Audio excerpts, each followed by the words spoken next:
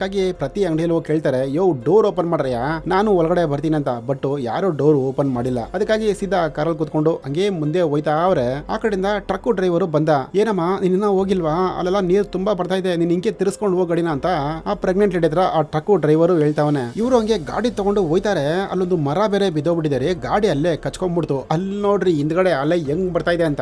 ಇವನು ಆ ಒಲೆನ ಹೆಂಗಾರು ಮಾಡಿ ನಿಲ್ಸ್ಬೇಕು, ನನ್ನ ಕೈಲಿ ಆಗುತ್ತೆ ಅಂತ ಗಾಡಿನ ತಗೊಂಡು ಹಂಗೆ ಮುಂದೆ ಹೋಯ್ತಾನೆ. ಗಾಡಿನ ಹಂಗೆ ಲೆಫ್ಟ್ ಕಟ್ ಮಾಡ್ತಾನ್ರಿ.